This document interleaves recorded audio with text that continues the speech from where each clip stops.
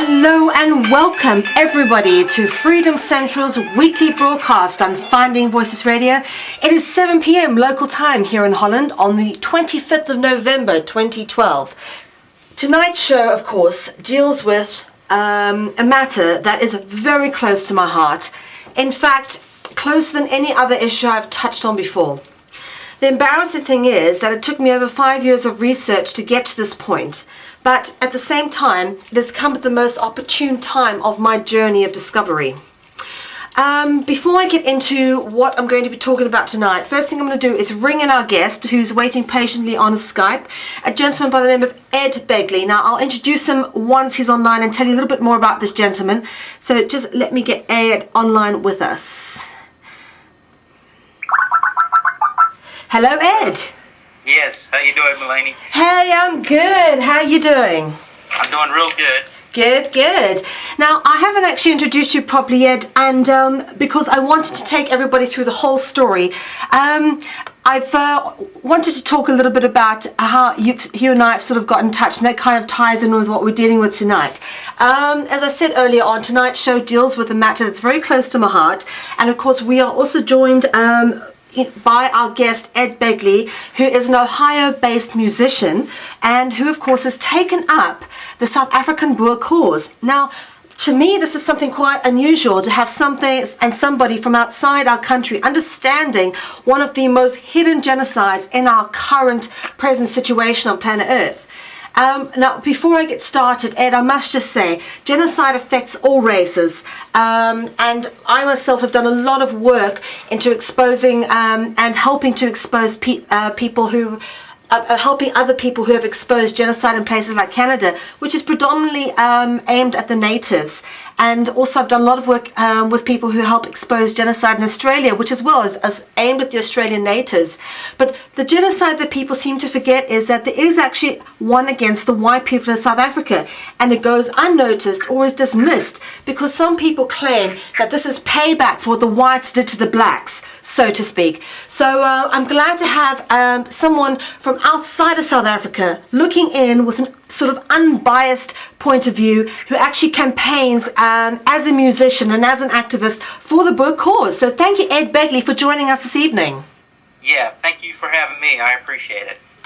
Brilliant. Okay, in the radio show that I broadcast last week, I discussed the fact that me being Mel V and doing Freedom Central and having followed and investigated many stories and all the time that we've been doing Freedom Central, I have explored so many aspects of global conspiracy on my show and through my books, through my interviews and documentaries, but very few people actually know my story.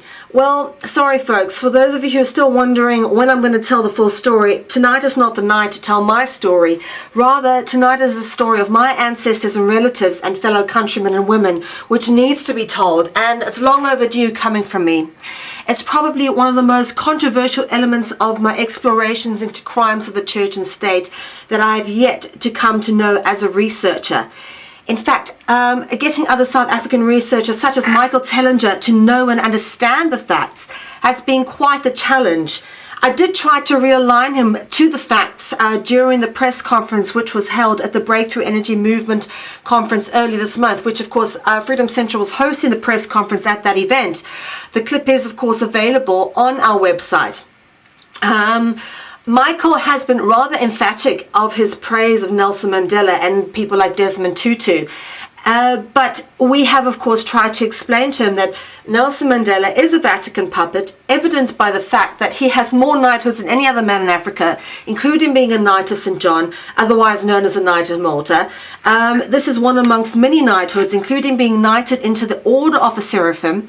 And the word of seraphim, of course, refers to the winged or flaming serpent. If you follow any of our other information, you could understand why those dots connect. And of course, then there's Desmond Tutu. And if any of you have not yet seen the piece we did in September featuring Desmond Tutu, that piece is also available on our website, freedomcentral.info.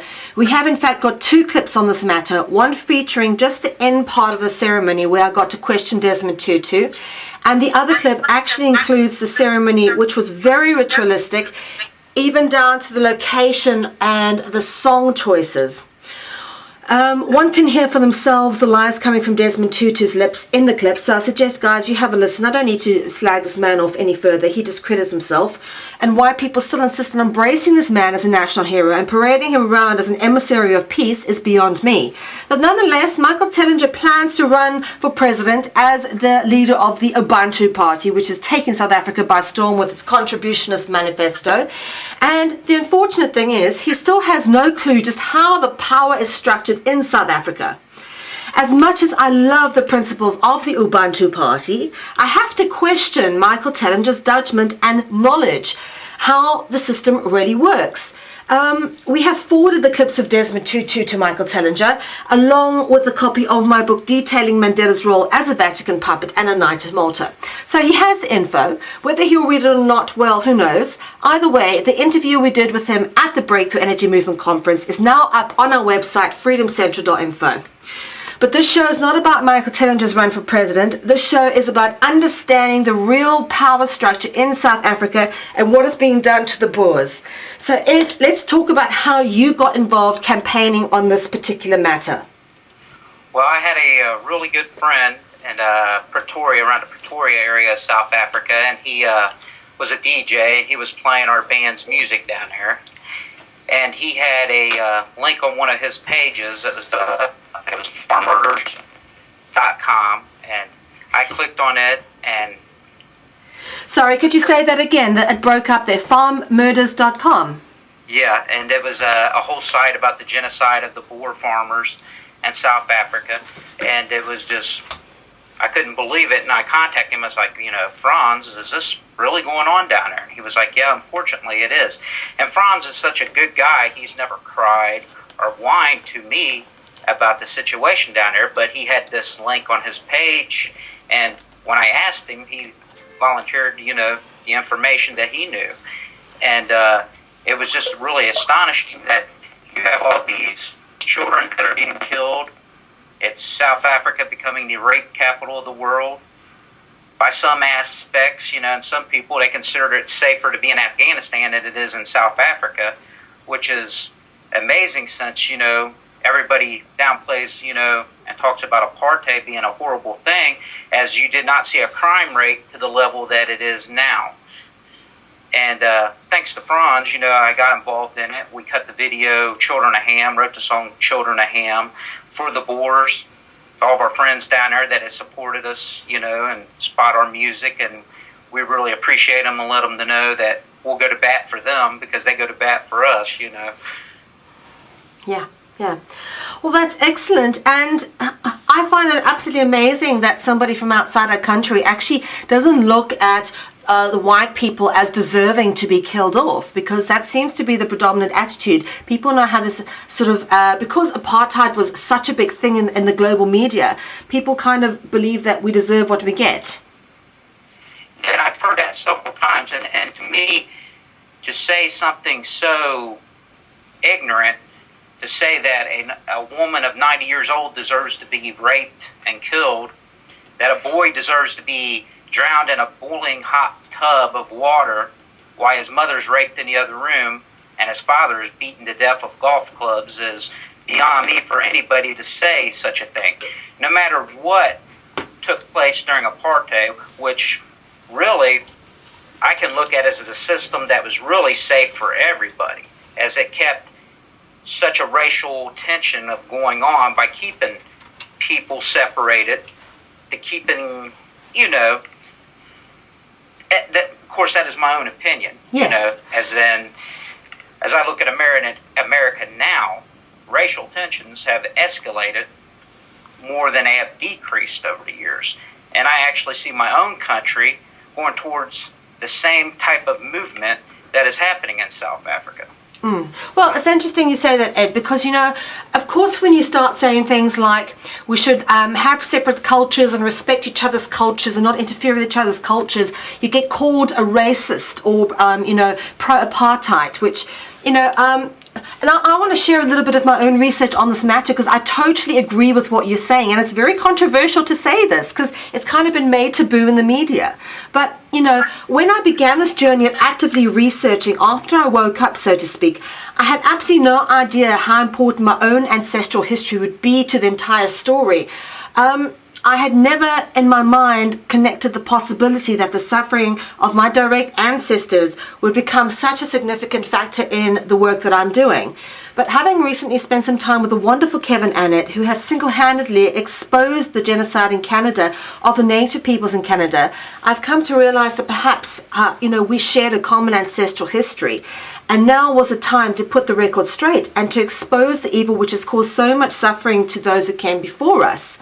These conversations that I had with Kevin Annett whilst he was out here in the Netherlands confirmed my beliefs that the memories of our ancestors and the experiences are stored away in our genetic memory and our DNA. And whether or not we consciously know these things or not, these memories play a part in our everyday existence. And they motivate us and guide us in our pursuit of a fair, just, peaceful, sustainable world, almost like an underlying current of truth that precipitates through the very nature of our being. And of course, Ed, you know I'm South African, and so do most of my listeners.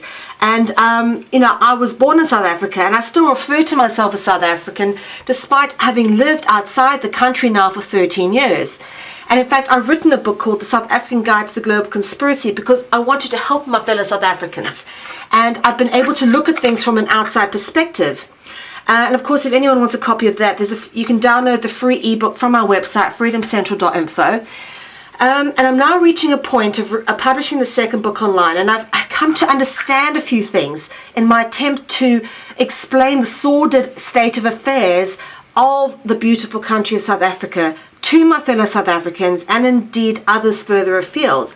And this has not been a simple task, as many people are still wrapped up in the old paradigm ideals and are thoroughly mentally invested and programmed into believing that certain terms and ideas represent certain ideologies, when in fact many of them have been twisted and no longer represent any original meaning. And of course, the most obvious term is apartheid.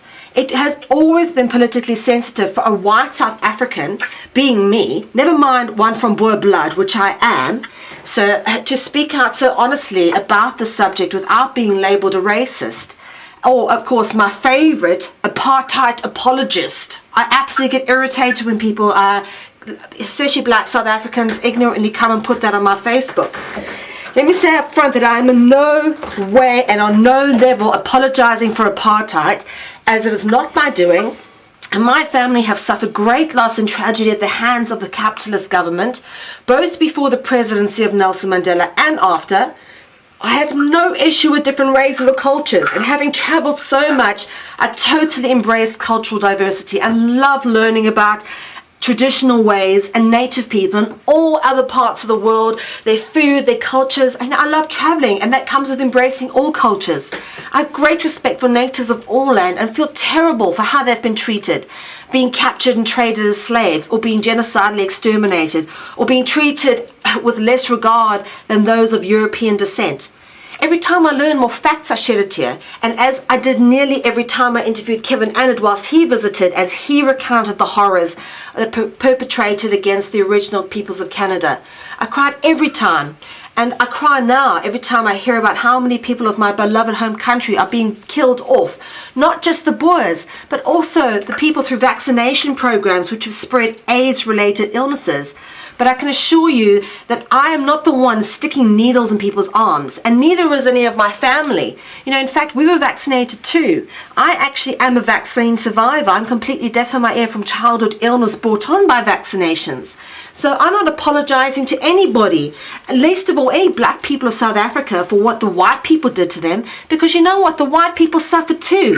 I'm a survivor of genocide behavior, which vaccinations are.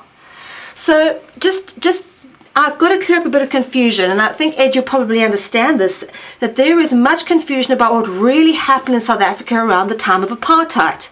And the first thing to understand is that the term apartheid has really been twisted from its original meaning.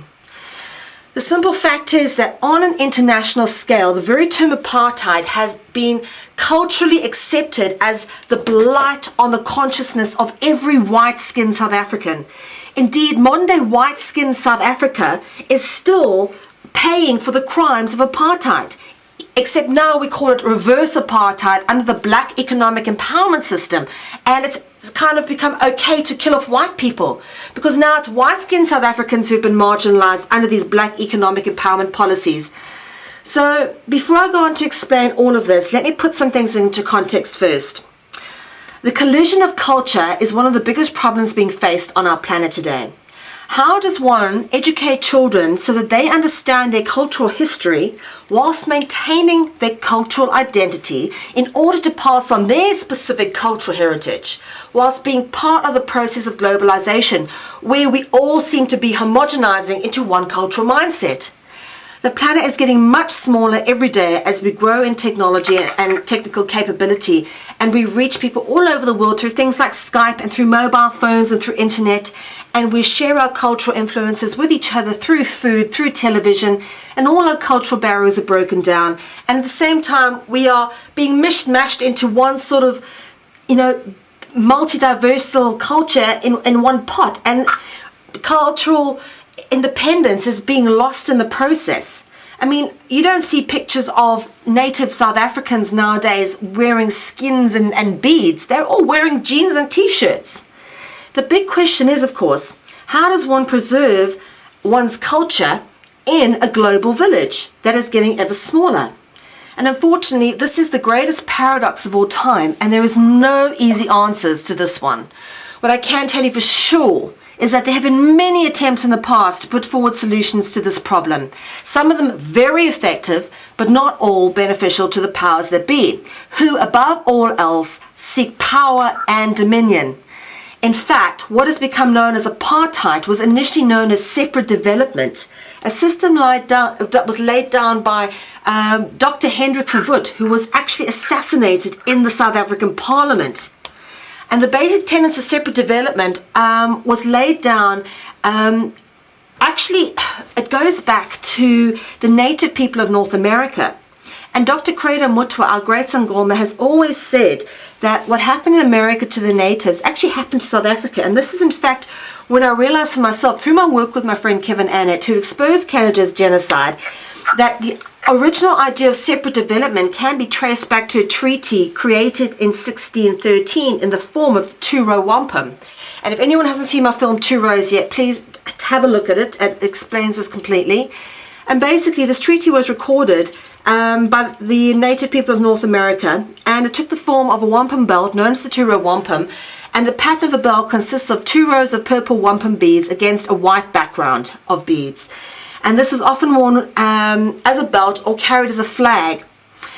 This 2 rows of purple rows against a white background signified the course of 2 vessels, one being the native canoe and the other being the European ship.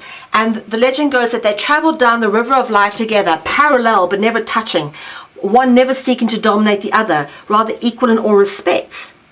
The 3 white stripes of the 2-row wampum flag denote peace and friendship. The wampum records the meeting and agreement which was declared a peaceful coexistence between the native Canadians and the Dutch settlers in the area. And this agreement was made between the original Boer people and the black people of South Africa.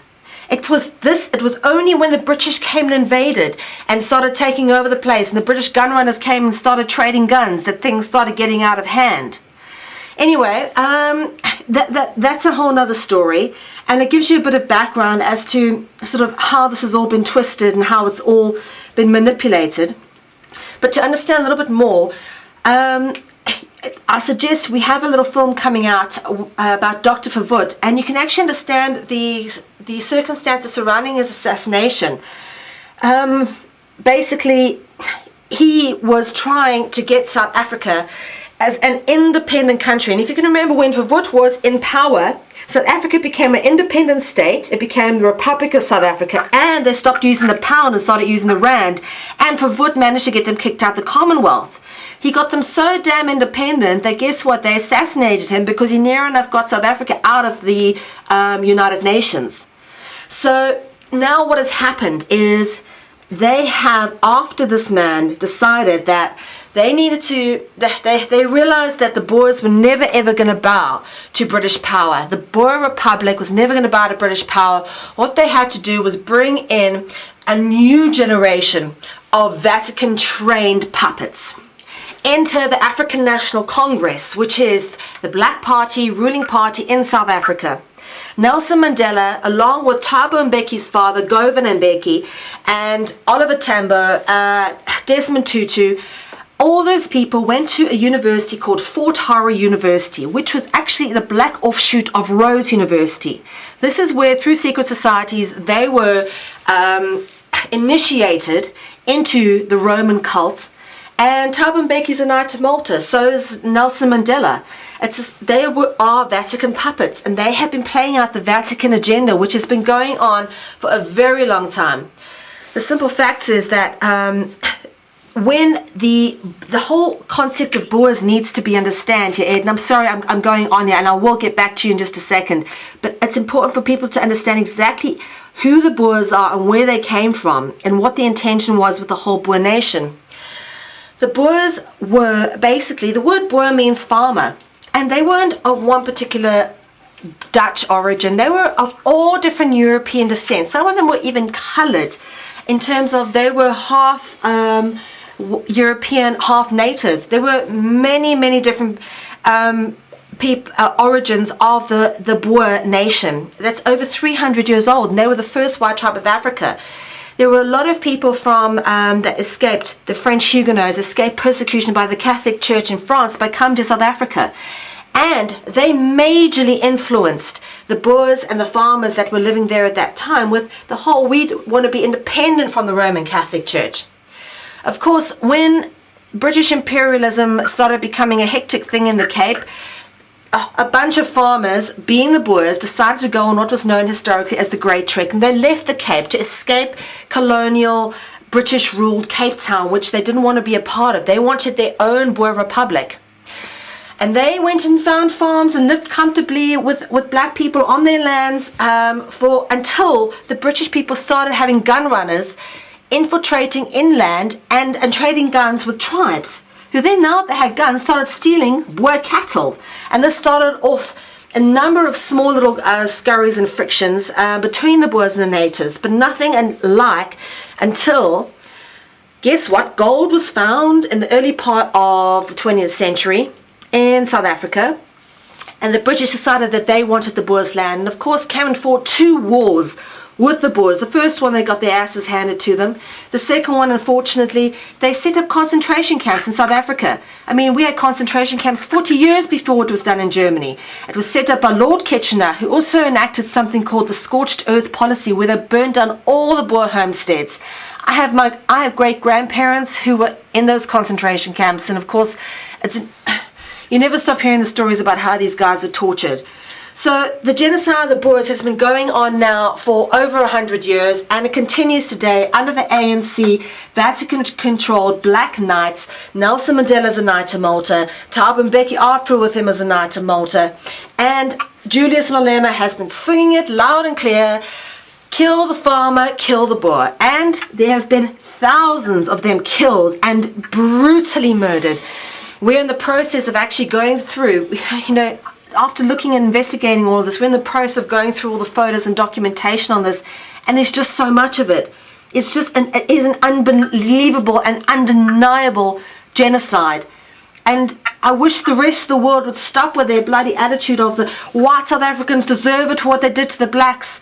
It's heartbreaking. We need to bring attention to what is going on to the first white tribe of Africa, who have been there for over 300 years. And for many years, the Boers lived side by side by the native Africans in peace. It was only when the British gun runners got involved that there were massive frictions. So, Ed, how have you gone about raising awareness with regards to this?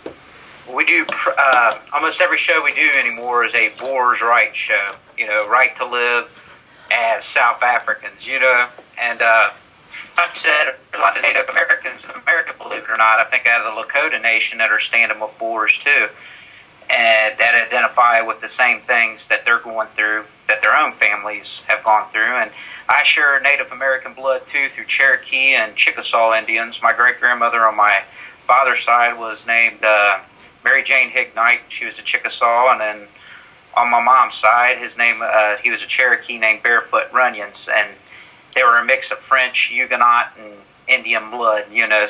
So, but as a colonial American, you know, my family came over here in 1635, so I can understand with the colonials of any nation that are trying to keep a hold of what they created, as in general, in my opinion.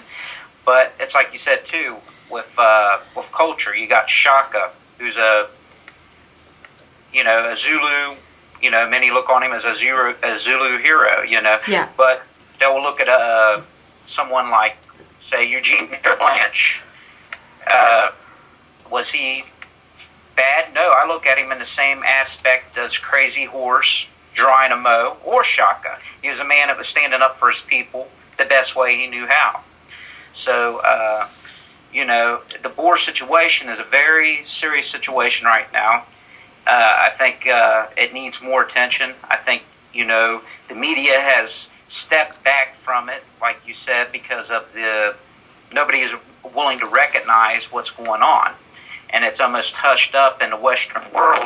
If it wasn't for, like I said, my good friend Franz Moritz and our music getting played over there, I would have never have even heard of what was going on in South Africa.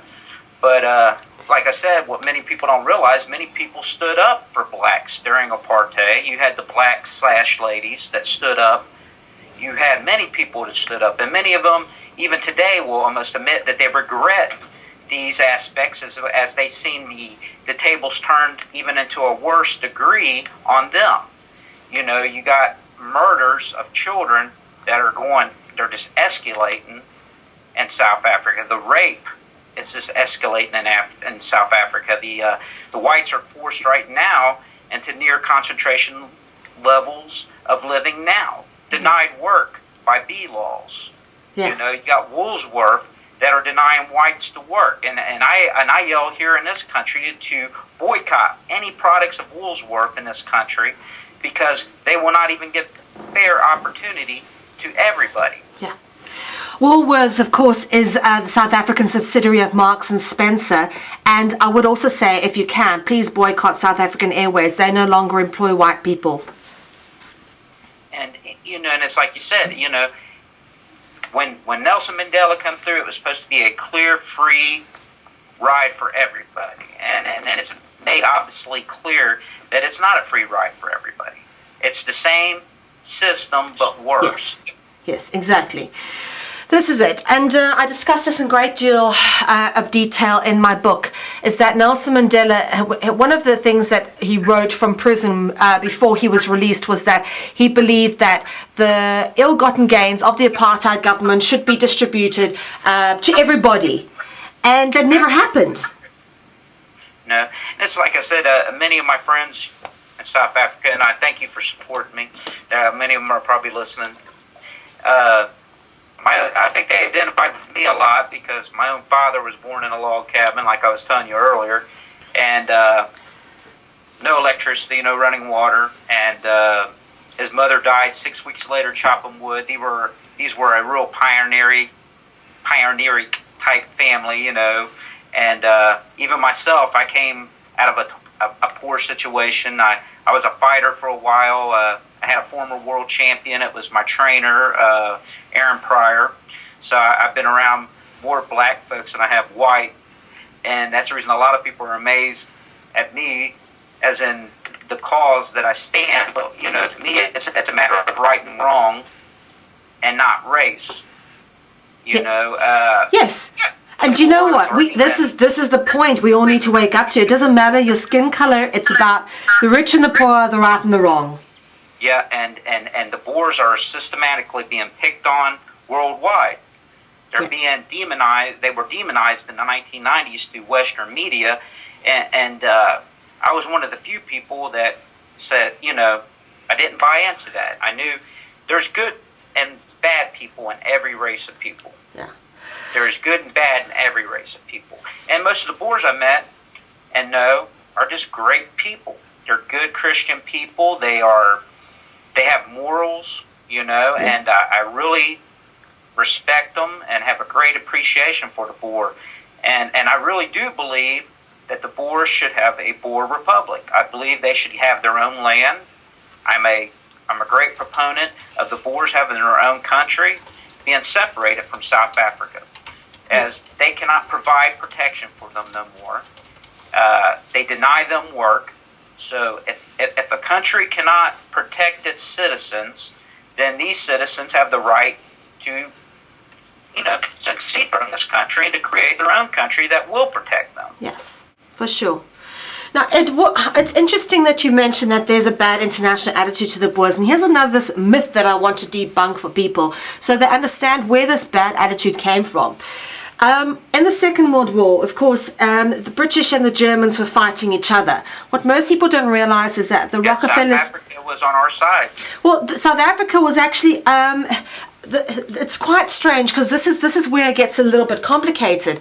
Of course, you had Rockefellers and the Rothschilds funding both sides of the war. All right, so basically the war was run for profit, but the British and the Germans, okay, were fighting each other. Now, the reason the Boers got into so much trouble was because South Africa was supposed to be fighting on the side of the British, but the Boers, because of the Boer War, didn't want to fight on the side of the British, so they chose the Germans. And this is why they've got the bad label, because they didn't want to fight for the British, and they've always been labeled thereafter with the same sort of Nazi baggage. But what people don't realize is that actually the British Queen of England and her husband now, the Duke of Edinburgh, actually they supported the Nazis originally because he's one of them. Yeah, they're German yourself. Yeah. So, I mean, the whole thing is a bit of a farce, and the whole reason South Africa got branded, the Boers got branded is a bit of a farce as well. Like I said, who was it? The one, renounced the Adolf's throne just because, his sympathies to Adolf Hitler. They now think that that's the total why he, renounced the throne. What because of the woman, but because of, his support of Adolf Hitler. Yeah, absolutely. And I believe that's true. They were all supporting Adolf Hitler because, to be honest with you, Adolf Hitler and his whole contingency were all controlled by the Vatican, as is the Crown of England. The Crown of England is a subsidiary of the Vatican, just like the Anglican Church is a subsidiary of the Roman Catholic Church. I just want to talk a little bit more about what was done at the outset of apartheid, which caused so much trouble and brought the whole bad apartheid baggage label to people. So people have a better and clearer understanding of this, Ed. Basically, President Forefoot tried to create what became known as the independent Bantu homelands, and the intention was never like that of the British and the church in North America, where they were pushing the natives into state-run reserves and the natives were wards of the state. Instead, this was an allocation of very large areas of traditional homelands to the Bantu people to be run as independent states with no outside interference from neighboring Republic of South Africa. Dr. Forefoot actually wanted to allow the Bantu homelands to become totally independent and be independently run with their own parliaments. And I've got footage of this to prove it, from the Times news reels, which I've put together and actually prove this. And the whole idea was for these homelands to be totally self-sufficient, and the plan was for the Transkei would be, for example, not have to pay taxes because they were surrounded by South Africa to the Vatican, and they wouldn't be controlled by the Vatican. They'd be totally self-controlling. And of course, this is where Forefoot got himself into trouble, because the Vatican's globalization vehicle, being the United Nations, would not allow this country not to be subject to paying taxes. And of course, they wanted to have this country in a place where it would accept International Monetary Fund loans, which it wouldn't have to do because there's so many resources. But of course, they wanted to be forced into a position where it would always be in debt. This arrangement would, of course, the independent Bantu homelands would, of course, also have allowed the native peoples of South Africa to be educated in their own native languages as opposed to being forced to speak the languages of the white man, which of course is the first way to strip people of their tribal identity. The practice of forcefully educating natives in English and punish them for speaking their own native languages is a practice that has gone on in colonial places for so long. Okay. In fact, I've spoken to so many people about this. I'm just trying to think. I spoke to a gentleman by the name of Stephen Strong just the other day, who is a Aboriginal cultural expert and teacher, and he gave me the most horrific information about the way the Aboriginals in Australia were treated, which is far worse than they were in South Africa.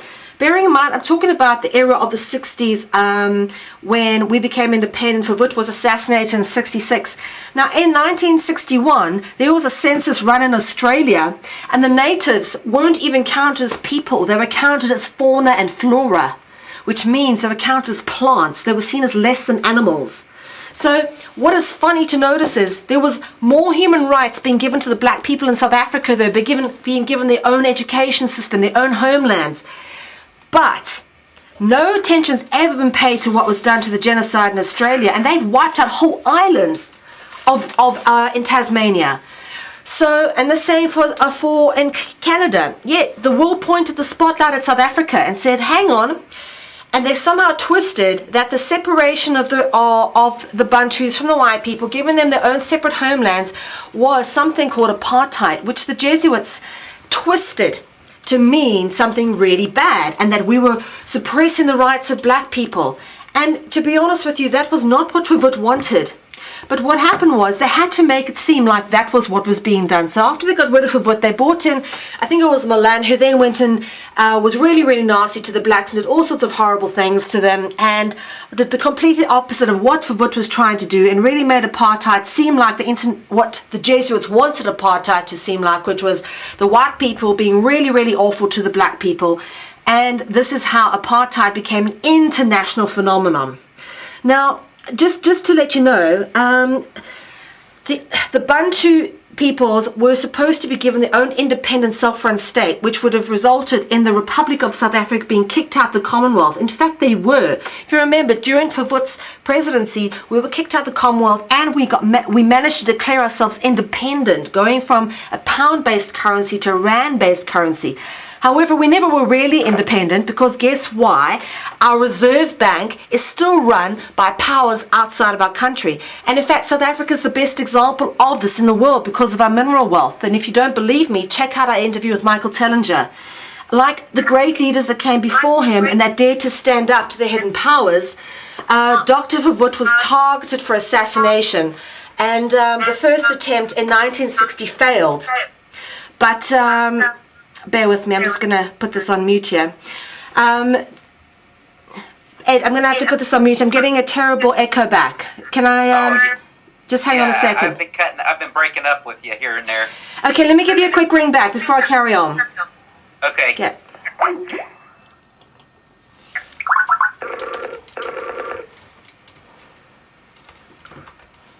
Okay, can you hear me? Yes, can you hear me? Yeah, I can hear you better now. Fantastic. We probably just had a bad connection. I was saying, like many great leaders that came before Forefoot that dared to stand up against the hidden powers that controlled world affairs, Dr. Forefoot was targeted for assassination. And of course, the first attempt was in 1960 and that failed. It was 2 gunshots and they managed to pierce his cheek and his ear. And the second attempt was successful, and that was on the 6th of September 1966. Do the numerology and it gives you a clue to the ritualistically intended Vatican ordered assassination. Dr. Forefoot was stabbed to death as he entered the House of Assembly by a mind-controlled Vatican assassin, Dimitri Tsifandades. It's a Greek name, sorry. But he was basically part of a cult called 2x2. And like all cults, 2x2 was controlled by the Vatican whilst paraded around as being outwardly Protestant. The same Protestant label, of course, is given to the Knights of the Ku Klux Klan, whilst they're in fact controlled by the Vatican and the Jesuits. Can you hear me okay there, Ed? Yes, yes. Okay. So this is how it all ties in. Can you hear me? Now I can. Yeah, it kind of blocked off there for a second. No worries. I know internationally is always difficult with the connection. But I was saying this is how it all ties into what's going on an international scale and why the Boers have historically been given such a bad rap. And what really happened with the whole apartheid con is apartheid was used in a way, I think, to manipulate getting the ANC into power. Yeah, I agree with that 100%. Yeah, I don't think, and people can see it any other way, because the ANC have been in power now for 20 years, and let's look at how bad South Africa is. And that's my problem with the government of America right now, as in with Rice and these individuals that took the ANC off America's terror list. It's insane. Absolutely insane. You know, one of the biggest and greatest tricks ever pulled by the Jesuits on South Africa was to convince the world that apartheid was the diminishment of rights for native people, when it was, in fact, put in place to preserve the cultural heritage of native Africans. The Jesuits operate a principle of black is white and white is black. And it's commonly known as this philosophy by which they work, by twisting everything. And it can be seen in this instance. The Jesuits have always been able to skillfully manipulate the true meaning of words, giving the impression that they mean something else. But understanding just how the meaning of the word apartheid has been twisted into an international buzzword, which has projected such scorn upon the white peoples of South Africa, is absolutely key to understanding just how the Jesuits are able to control the media and thus twist public perception of what the term apartheid was really all about. And with the use of Vatican puppets and Knight of St. John or Knight of Malta, Nelson Mandela, they were able to put a suffering face on the apartheid movement and thus were able to whip up an international frenzy to free Mandela.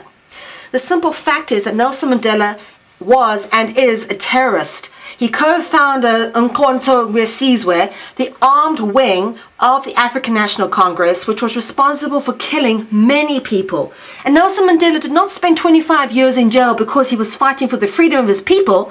He was put in jail because he was a murderer and a terrorist. But people have all but forgotten and have been so hypnotized by mainstream media that they've been conned into believing that this man is a hero and a near enough saint. The reality is, as a Knight of Malta, Nelson Mandela is nothing more than a Vatican puppet. The people of South Africa are no more free after the presidency of Nelson Mandela than they were before. And Mandela was never a freedom fighter. He was, and still is, a trained Vatican terrorist. The other thing to, of course, bear in mind here is that the African National Congress was also funded and supported by Vatican puppets in the form of the Papal Court Jews, also commonly referred to as Zionists. Never forget, the Zionists answer to the Pope. That these Zionists were nurturing a generation of co-opted future leaders. A gentleman by the name of Harry Hines Schwartz was a pivotal mentor to Nelson Mandela, and also to the African National Congress's immediate opposition, being Democratic Alliance leader Helen Zille. Harry Hines Schwartz also mentored her. Funny that. In fact, if you check out Helen Zille's Wikipedia listing, you can see this for yourself. This only further proves that it does not matter who you vote for. South Africa is nothing more than a multi-party dictatorship ultimately controlled by the same powers that be. These two people are nothing more than puppets. Zille and Zuma are best friends having dinner together. They're not opposition. They're working for the same forces behind the scenes, and they know it.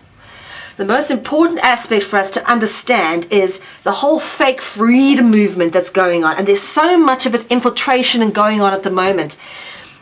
Aspects of Vatican-controlled intelligent agencies tend to get involved with funding movements and co-opting them. And we've seen it happen with the Occupy movement. We've seen it happen with a few other things that have gone on recently, Anonymous. But having myself exposed various elements of the modern day truth movement to be co-opted, because let's face it, truth doesn't need a movement, only lies do, as Dr. Judy Wood says. It's important to recognize just how many famous freedom movements over the years have in fact been what is known as, in intelligence circles, as psyopses. And the best example is the women's liberation movement, the hippie anti-war movement, and of course, apartheid. all designed to give people their freedom. And you know what? It just enslaved people further. Anyway, Ed, I'm off my soapbox. So I'm going to let you say something now. Well, one thing I know many of the South Africans that are just great people that are friends of mine that have supported my band, and is that the one thing they said is that, hey, we're just normal people like you, and we just want help. We just want to be able to live alongside any government as long as we can live and be ourselves, and that's what rings true, when it comes to children being hurt, women being raped and killed, men being demasculated and denied work, these are your signs of genocide. The language, trying to prohibit the language of Afrikaans and, and colleges and things of that nature, only thing they want to do is live like we live free, serve the Lord like we do here in America. They're just great Christian people. And I tell you, I see big things moving. There's a big movement happen here in the States. People are getting behind it. And I'm just talking as in general Christians that are starting to learn in these situations in South Africa. So I look for, in the future, more support coming to the people of South Africa that are learning what's going on down there, since the media covers it up. Instead of America saying, we might have messed up supporting Mandela, they, you know what I mean? They should have said, hey, we did mess up. It was messed up. This country messed up, and every other country that that supported Nelson Mandela. He brought in a regime, unlike the Nazi regime, in my opinion. You got the same effects. They're just doing it in a slower, under the radar type way to promote their genocide. It's just under the radar. Laws are passed now where crimes ain't even racially profiled practically anymore. So it's hard to really get the numbers down.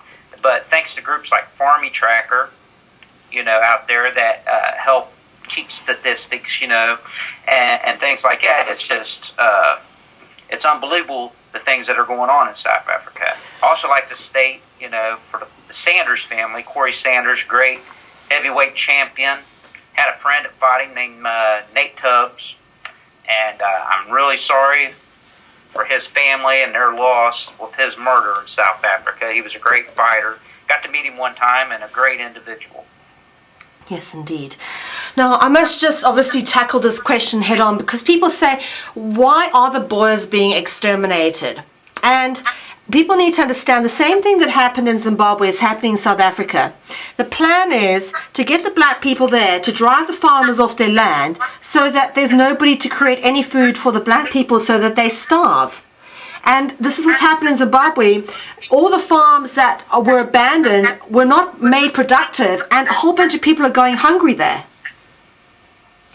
Yeah, and the same movement is actually, believe it or not, a lot of the farmers here now are saying they are not going to, plant this, the same amount of crops that they usually plant, in resistance to the government and the way it's going right now. So yeah, it seems that agriculture.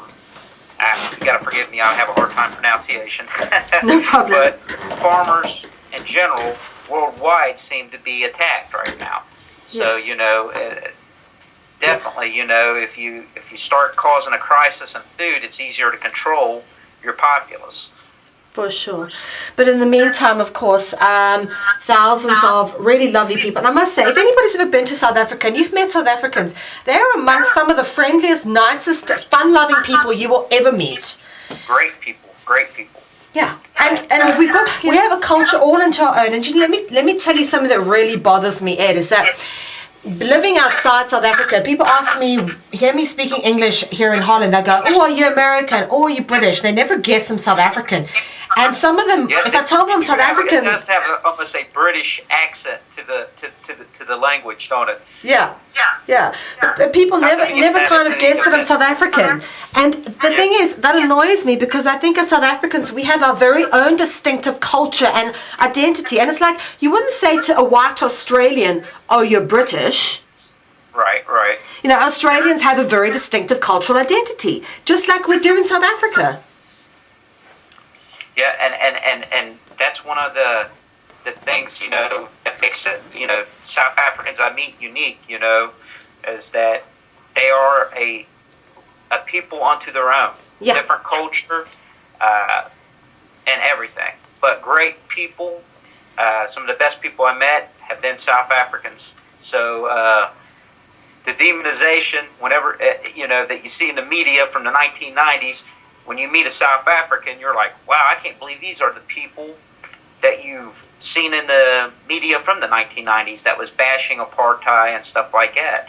But of course, it was hard for them, people to understand. It's not like segregation in America. It's similar, but not the same way, as they don't understand the violence level that is in Africa. Mm. Africa is such a violent continent in general. Yeah.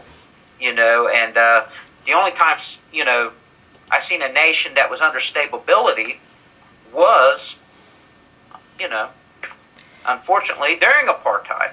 Yeah. South Africa's crime rate was low. You didn't see the murders that you see today. And I'm not saying I'm a proponent. You know, many might say, oh, you're talking racist when I say it. No, I'm talking facts. Only thing you got to do is look at the facts, you know. And the murder rate right now, even with the children, which is unfortunate, and grandmothers, and now they're talking of even cutting more benefits off to whites in general, you know. And if that's what don't make sense, why nobody don't stand up. It's like, if that would be any other race of people, you would see people standing up and saying, hey, you can't do that to people. That's not right.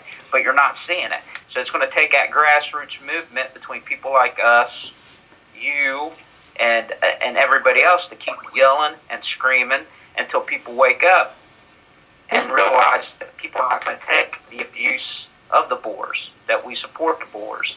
And once again, I'm a proponent of the Boer Republic. I think they deserve that land. You know, the Boers have created South Africa, in my opinion. Yeah. And you would not see a South Africa just like you wouldn't see an America if it wasn't for the colonial American. Yeah. And the colonial American carved out this nation as much as the Boer created that nation. During apartheid, more blacks drove cars and was educated better than any other African in Africa. Yeah. Well, I've got some statistics here that basically, you know, the year before President Forefoot was assassinated in 1965, domestic savings were so great that South Africa needed no foreign loans for its booming economic expansion. Economic growth in 1965 was actually rated as being the second highest in the world at 7.9%.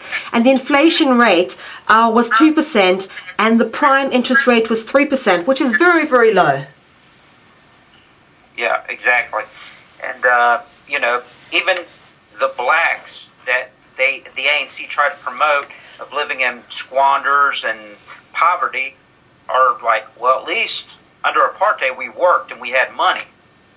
You know, work is so diminishing in South Africa, you know, it's like you said, you know, it's skyrocketing, you know, excuse me, my things cutting out here. Yeah, it's just skyrocketing, the unemployment and everything else, you know, which is just going to cause more racial tensions than was before. It's something important that I must say to, if there are any black people from South Africa who have tuned in, is please don't kill the white people just because you've been told to do so by Julius Malema. Let me tell you that we need each other. The white people of South Africa, we need all the black people, and the black people need us. We need to actually come together and work together because end of the day, we're not that different.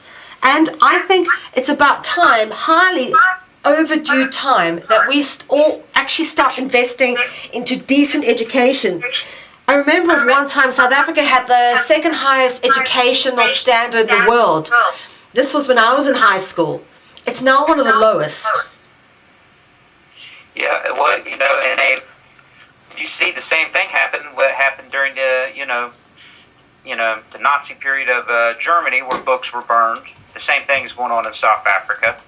They're wanting to rewrite history of South Africa, and they're not wanting to attack facts as facts, and they're wanting to go more, there's one church here in America that had a church in South Africa, and they were totally could not believe when they sent a person over to help them, just because he was white.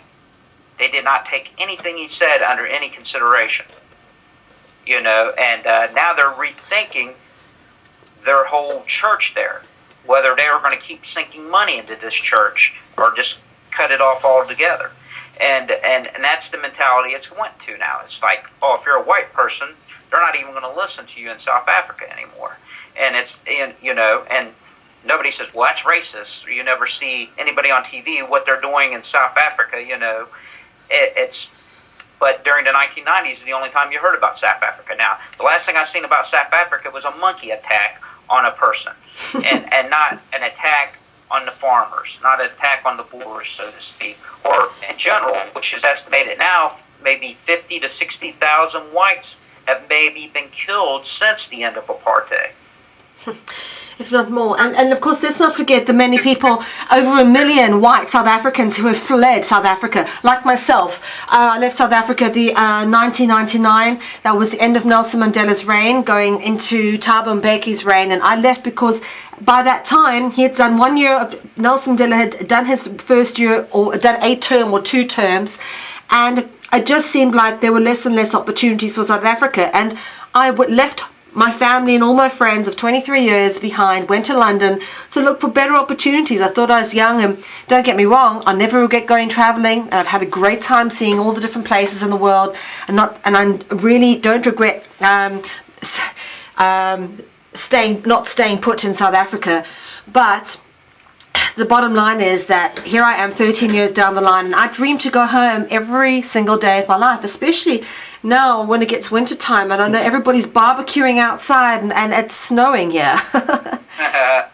Yeah, and there's no place like home, and it's a shame that somebody has to leave their own country because of political things. One thing I've always said, if you throw the politician out of situations, the normal individual person that is just wanting to survive and work can get along. Yeah. But once you throw in a politician in there that is stirring up trouble, that is encouraging trouble, that is singing songs about hurting one group of people, then, what other choice do you have? Either you stay and you're forced into a situation, either you try to fight or just try to survive, and if you're lucky enough, you got enough money to escape. But the sad thing is, many can't escape. Yeah. Many are trapped. And that's what it boils down to, is many of the Boers I know that have now, black African farmers next to them they are encouraged. They encourage them. They're not against them. And that's such a mistake that is put in the media, that the whites of South Africa, they make it like the whites of South Africa are still got the black people down. To hear these leaders in South Africa speak, and it's not so. The whites are willing to work and be right alongside the blacks. And it's not what the media tries to stir up. It's not what the leaders of South Africa try to stir up. Many of them say they're glad to see a good black farmer next to them that is harvesting their crops and then is actually doing well.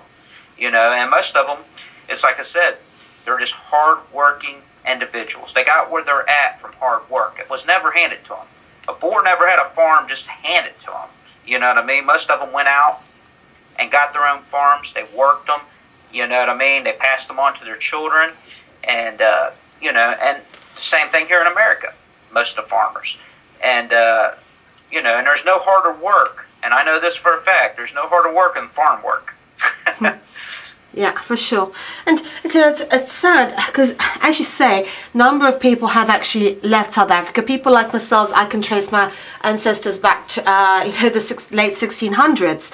And my great-great-grandmother died in a Boer concentration camp that was set up by the British, tortured. And of course, my great-grandmother was born in one of those and but had very bad health problems as a result of being born in one of those. And as a result, my grandfather was born and he went blind at a very young age. And, you then look at, sorry, that's my great-grandfather. Then my grandfather, he had my grandmother, and my grandmother married a man who was then killed. This is my grandfather, he was killed in the Oppenheimer's mines, in the worst mining disaster South Africa's ever seen in 1960, when like 500 miners were killed when a mine collapsed on them. And, so we've also, as white people, had a lot of suffering at the hands of the powers that be.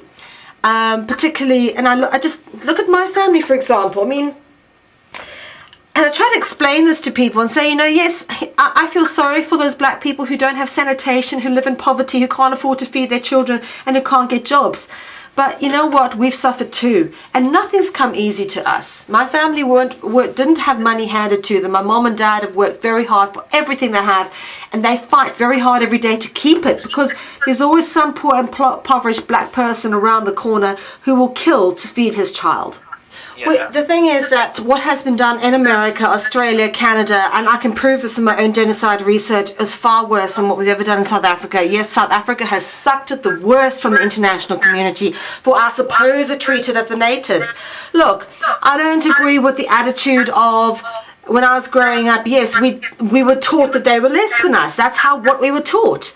Until, of course, things started to change, and for the first time when I went to university, it was the first time I ever had black friends, and I loved it. So it's not a case of I was a racist. It was a case of that was what we were taught in our culture, and it changed.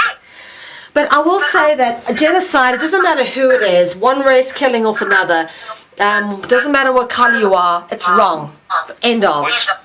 It's like you said, today, many of the victims in South Africa did not even live or even participate in the apartheid area. In the same way here in America, do I deserve to be killed or my wife raped and murdered because of segregation in America? No.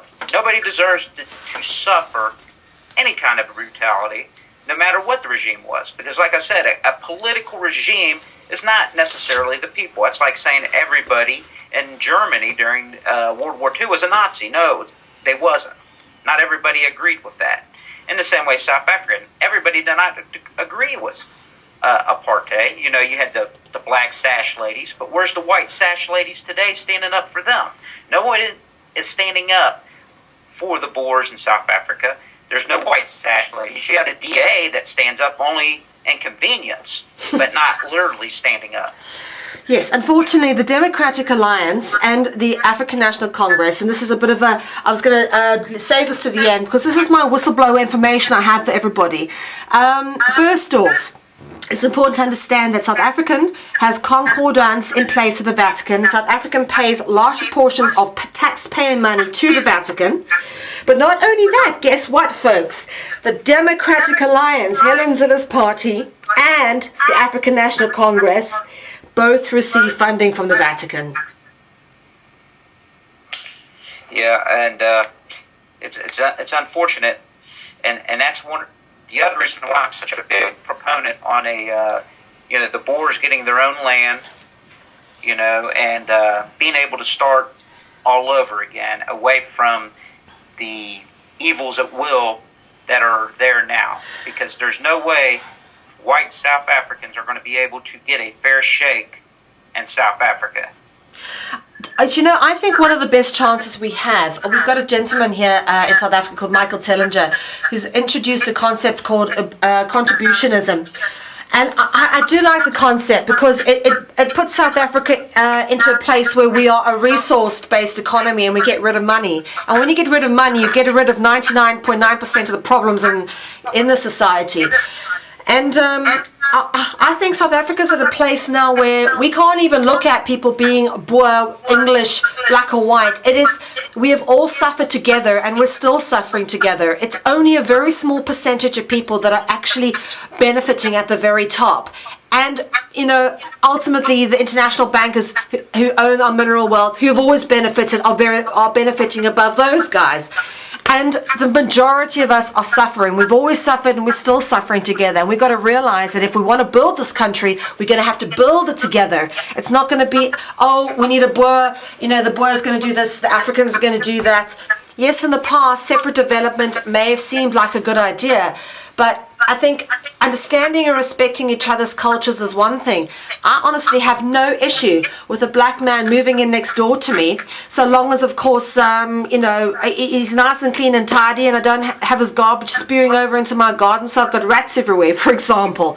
As long as people are respectful of each other's boundaries, it doesn't matter what color they are. You can track. It seems to be common in genocide, torture, and rape. Rape is a weapon of genocide. It seems to be associated. Wherever you find genocide, you find rape. They're erroneously associated. And of course, when you talk genocide, it's got to be coordinated from somewhere. The oligarchs at the very top. It's commonly known that there is a practice called prima nocte, whereby soldiers have been taught to rape the women and children in villages, and that goes back to Edward the Longshanks in the 1300s. Yeah.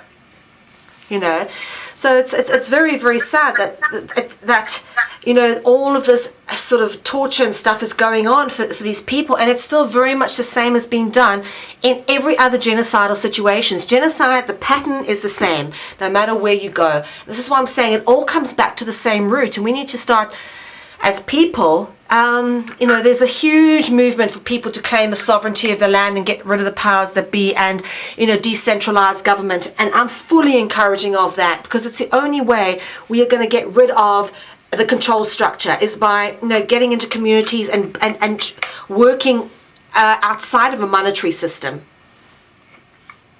Right. Yeah, I can see what you're saying. Yeah. It's tough. And now I'm, as a Christian now, but I do not believe in organized religion. Yeah. Let's put it that way. Yeah. And I don't think God intended it to be an organized religion either. And even in the Bible, He's trying to even tell His people, they're wanting a king like the other nations got, and He's trying to keep them from falling into that same entrapment, because He's like, now that you got a king, He's going to take your sons away, your daughters away, and instead of being content with having God as a king, they chose men to be their king. And so yeah, I'm kind of in agreement with that. I do not believe in organized religion as in a government type form. Yeah, for sure. There's some tapping coming through from your side. If you can hear it, just to make you aware of it.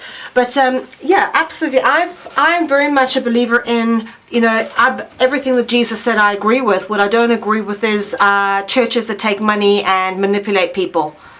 I agree 100%. I do not believe a man should be preaching the gospel and accept any kind of fee, because none of Jesus's, if you read, even Peter went from town to town, and it said he toiled with his own hands to make his own keep. I don't believe any man should live off, the gospel. I think it's inappropriate myself. Yes, absolutely. I've had this conversation with people before. How can you put a price on spirituality? Then it's not spirituality, then it becomes religion. Exactly. It's like you hear about preachers that will charge a fee to come to a church. That's beyond me in conception. To me, I played gospel music over the years. I never would accept $1 playing anything for the Lord, because to me, it's just a privilege to play for the Lord. Yes, for sure. And to the Boers, they think, I think a whole lot the same way. You know what I mean? So shalom to the Boers there in South Africa if they're listening. And and yeah, religion is not an organized structure. No. Religion is not about money. Spirituality is, like you said, I should have corrected that. Yeah. Religion is something man-made. Spirituality, through Christ, is a totally different aspect. I agree. And this is unfortunately what is not like, and coming back to this whole conspiracy about what is going on in the Boers, is that the Boers were originally Calvinist Protestant, and they thoroughly opposed British imperialist colonial rule, which was in fact just a subsidiary of Vatican rule. The Crown of England has always been a subsidiary of the Vatican, and so British imperialism was just an extension of the Vatican rule. And the Boers knew that. That's why they escaped the imperialism of the colonial Cape. And they deserved the land that they found, man. They went on something called the Great Trek. Do you have any idea how treacherous the lands in South Africa are to go with an ox wagon through the bloody place? And there's lions and everything. You know, so I think these guys deserve the respect of at least being allowed to live on the land that they pretty much founded. Yeah, I mean, they carved, like I said, they carved that nation, you know, and I think about my own ancestors, they're just going through areas with bears, you know, you had some wild cats, you know, but nothing compared to what the Boer trekkers had to face in the wilds there, like you said, with lions and things of that nature. So, but, yeah, the Boers are a phenomenal race of people, a great group of people, and, you know, it's like you said, you know, as in fighting spirit alone, these people, you know, they'll never be conquered. That's one thing I want to say. Boers will never be conquered. Their fighting spirit is too strong to be dominated. For sure. Can I just say something else about what's so amazing with regards to the Boers? Is that we are, and if you ever come across the dichotomies within South Africa, the Afrikaner Boer people are very strong and sometimes very hard and sometimes quite rough, but we've had to survive a lot. And one of the things you must understand is that we, in history, the war that was fought between the Boers and the British, okay, is actually known as Die Vryheidsoorlog, which means the Freedom Wars. We were actually, the Boers were fighting for the freedom and independence of our country against the British people. And that's why they had us in concentration camps. And they did a great job of it actually in that fight. And especially when you come to terms of modern weaponry and stuff, that the Boers really, back then, you know, were amazing as in soldier aspects, you know. And one of the, you know, the Boer War is one of my favorite subjects in history that I like to read about, and it was just amazing, you know, their tactics. They brought about, you know, what you call today the modernization of special forces, just from the tactics that they used during the Boer War. And if it wasn't for them bringing in, like you said, the concentration style, for the British bringing in that style of tactics to put their families in, they would have never brought them to heel. They knew that was the only way they could actually bring them in to surrender, was by locking up their families. Yeah. Ed, do you have any plans to visit South Africa anytime soon? Been there a long time, and not at present. There's nothing been lined up for us musically there. And actually, since I took on this cause, my music has actually dwindled in jobs. Yes, welcome to the real world. That's what happens. Yeah, as I've been labeled a racist for taking on this cause by many people, which, you know, I can understand what they're saying, but they just do not understand. No, it's ignorance. The whole. It's ignorance. They just don't understand. You know, just because I stand up for people of my same uniform does not make me a racist. I stand up for people, because how can I not stand up for people of my own uniform and people not of my uniform? If I cannot stand up for people of my same color in a country that's being oppressed, how can I stand up for a darker race in another country being oppressed? You got to stand up for, you know, your own people. If you can't stand up for your own people, you can't stand up for anybody. That is so true. And you know what? They've got so many people conned into believing that if you stand up for white people, you're a racist. It is the momentum that they got, and that's what they'll try to use. And the last time I was at one of our concerts, somebody called me a pig from the audience. There was just one person that wasn't getting it, but he was the one that had to speak out at this show. And I said, "You're wrong. I'm not a pig. I'm a Boer." So, he kind of just walked out, you know what I mean? Because he was, he looked kind of ignorant at that point. And that's what it, boils down to. I hope to represent, and I'm going to continue representing the Boers here in America through our shows. And I'm always going to be, like I said, Children of Ham. You can put it if you want. I sent you that link. You can put up any of that music up for free download if they want it. If they want to buy it, the song Children of Ham is actually, all that money's going to South Africa. I plan on having one more concert here for a fundraiser for Christmas for the poor in around Pretoria area. And, and just get people into that aspect of it is that, we're helping out people. Yeah. And that's what people's got to get out of is this apartheid thing. Yeah. Apartheid's done. Yeah. It's gone now. Yeah, it's not about color, it's about murder. And that transcends any color boundaries. That's what Sonny was talking about. What about the people that are in these wine vineyards in South Africa that are living in conditions? Said, what I'm talking about ain't about living conditions, because I came out of some of the worst living conditions in America to bring myself to where I am now by my own hand, and so living conditions is something, what I tell people, it has nothing to do with anything. To me, it's about murder, rape, and genocide. So that's what it boils down to. It's about, does a 90-year-old woman deserve to be raped and murdered because of apartheid? Just because of separatism? Does a child deserve to be killed about something about apartheid that he knew nothing about? Just because he's white. And it's okay to do it just because he's white. No, it's not. And I'm going to continue to speak out for the Boers, and I'll be a Boer activist until the day I die. So I'm going to stand up for the Boers. That's one of my things the Lord has laid on my heart, to stand up and as the media has dehumanized them. My whole aspect is letting people know what Boers are really about. They're good people. They like to barbecue like Americans. What they call it, a braai there. A braai. A braai, okay. And that they are people just like us. They are Christian people, and they just want to survive. They just want to live, and that's it. For sure. And to them, it ain't about politics. It's about just being able to live. Do what they want. Where they're at now, being forced, their back against the wall, and continually dehumanized because of apartheid. These are good people, and like I said, I want to stand behind them and do whatever I can do to help them.